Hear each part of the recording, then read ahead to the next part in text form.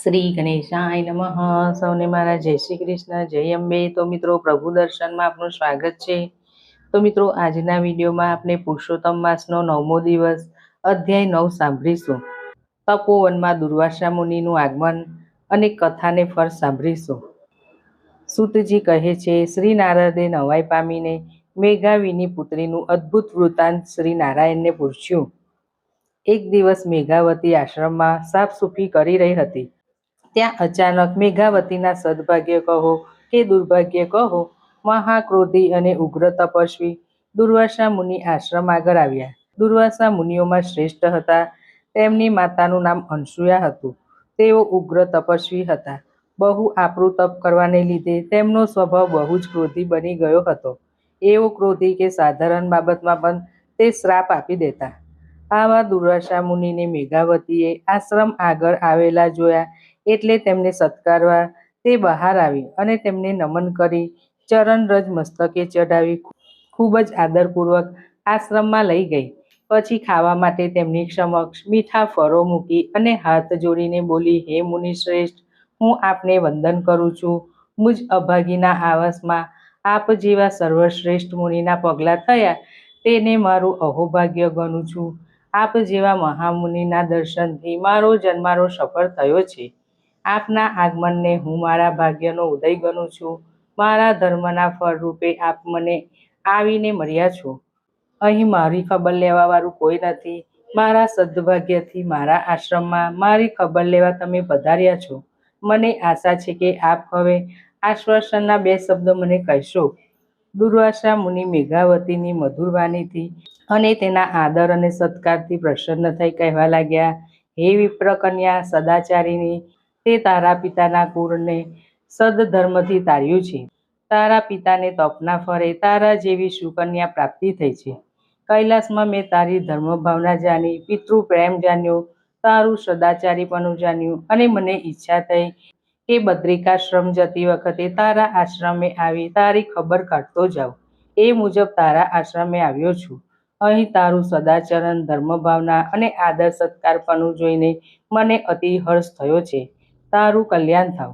મેઘાવતી નમ્રતાથી બોલી, હે મુનિવર્ય, આપના આગમનથી મને આશા બંધાઈ છે કે હવે જરૂર મારો ઉદ્ધાર થશે. નહીં તો મારી ખબર લેવા કોણ આવે? કૈલાસથી આપ પધાર્યા છે તે શું ઓછું છે? હે મહાત્મા, મારા એકલવાયાપણાને આપ જાણો છો. અહીં આશ્રય વગર રહું છું એટલે કાયમ ભય સતાવ્યા કરે છે. સ્ત્રી જાતિને મોટો ભય રહેલો છે. મારું દુઃખ મારા મનમાં સમાવાનું છે. હું કોને કહું? માતા પિતા બંધુનું બહેન કે કોઈ નથી. નીચે ધરતી અને ઉપર આભ છે. અનાથ જેમ આશ્રય વિહોણી હું દુઃખે દિવસો પૂરા કરું છું. આપને મારા પિતા સમાન ગણી હું મારી ચિંતા કહું છું કે પરણવા યોગ્ય વયની હું થઈ છું, છતાં પણ મારું પાણી ગ્રહણ કરવા કોઈ તૈયાર નથી. આમ ને આમ કન્યાકાર વીતી રહ્યો છે.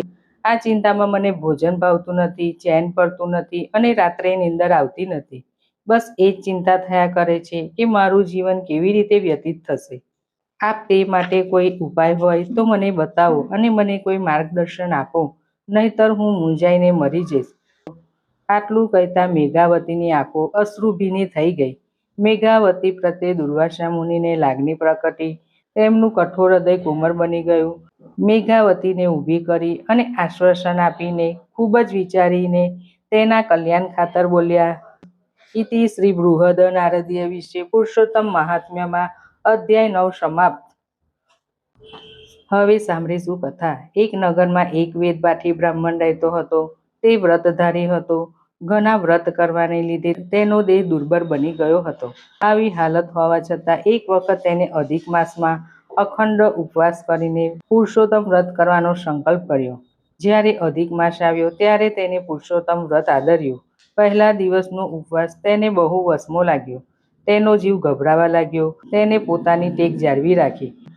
તે આખો દિવસ ભગવાન પુરુષોત્તમનું સ્મરણ કરતો રહ્યો એટલે તેને શાંતિ રહી. 2 દિવસ તો ઉપવાસના જેમ તેમ કાઢી નાખ્યા, પરંતુ ત્રીજે દિવસે તે એટલો બધો અશક્ત બની ગયો કે તેનામાં બોલવાના હોશ રહ્યા નહીં.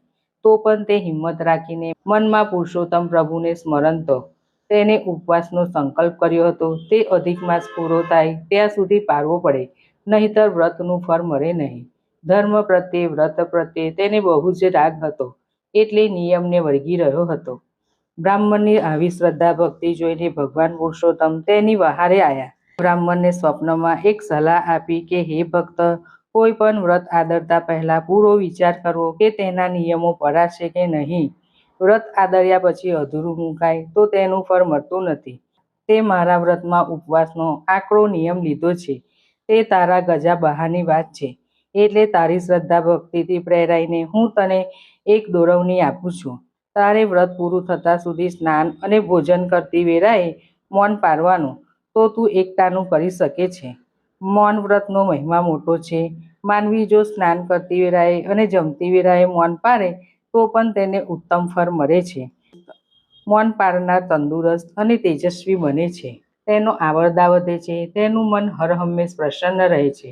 પુરુષોત્તમ માસમાં વ્રત કરનારથી જો ભૂખ્યા ન રહેવાતું હોય તો તે મૌન પાળીને જમી શકે છે. તેથી તેને પૂરેપૂરું ફળ મળે છે. બીજા દિવસે તેને પ્રભુના આદેશ મુજબ સ્નાન અને ભોજન કરતી વેળાએ મૌન રાખવા માંડ્યું. તે એકટાણામાં એક જ પ્રકારના અન્નની વાનગી ખાતો હતો. ધીમે ધીમે તંદુરસ્ત બનતો ગયો અને શક્તિ આવવાથી વધુ પ્રભુનું સ્મરણ કરતો રહ્યો. જોત જોતામાં અધિક માસ પૂર્ણ થઈ ગયો ને વ્રતધારીઓએ વ્રતના ઉજવણા પણ કર્યા. બ્રાહ્મણને પણ વ્રતનું ઉજવણું પોતાની શક્તિ પ્રમાણે કર્યું. તે દિવસે તેને પુરુષોત્તમ પ્રભુના પાઠ કર્યા ને રાતના સૂતી વેળાએ પુરુષોત્તમ ભગવાનને પ્રાર્થના કરી. ત્યારે ભગવાન પુરુષોત્તમ પ્રકટ થઈને બોલ્યા, હે ભક્ત, તારા શ્રદ્ધાપૂર્વકના વ્રતથી તું મારી કૃપા મેળવવાનો અધિકારી થયો છે. તારી જે ઈચ્છા હોય તે મને કહે, તારી ઈચ્છા હું પાર પાડીશ. આજે તું માંગતા ભૂલ્યો ને હું આપતા ભૂલ્યો. બ્રાહ્મણે બે હાથ જોડીને કહ્યું, હે ભગવાન, હું મારા માટે નહીં પણ લોકોના કલ્યાણ માટે એટલું જ માંગુ છું કે હું લોકોની સેવા કરી શકું, દુખિયાના દુઃખ ટાળી શકું તેવી સિદ્ધિ મને આપો, જેથી ભક્તિ સાથે શક્તિ મુજબ લોકોની સેવા પણ કરી શકું અને અંતે મારી સદગતિ થાય, મને વૈકુંઠના દર્શનનો લાભ મળે એટલી જ ઈચ્છા છે. ભગવાને કહ્યું, તથાસ્તુ. બ્રાહ્મણે સાંભળ્યું, પરંતુ ભગવાન ત્યાં ન હતા. બ્રાહ્મણ મૌન વ્રત પાળવાથી ભગવાન પુરુષોત્તમની પ્રસન્નતા પ્રાપ્ત કરી હતી, જેથી તે જ્યાં જ્યાં કથા કરવા જતો ત્યાં ત્યાં કથાની વચમાં શ્રોતાઓને મૌનનો મહિમા સમજાવતો હતો કે હે ભાવિકો, આપ આજથી નિયમ લો કે દિવસમાં 4 કલાક મૌન રાખશો, અઠવાડિયામાં 1 દિવસ મૌન રાખશો. જો આટલું પણ ન બની શકે તો રોજ સ્નાન કરતી વેળાએ અને ભોજન કરતી વેળાએ જરૂર મૌન પાળજો, જેથી આપને અનેક લાભ થશે. મૌનનો મહિમા એટલો પ્રબળ છે કે જે 12 વર્ષ મૌન પાળે છે તેને વચન સિદ્ધિ પ્રાપ્ત થાય છે.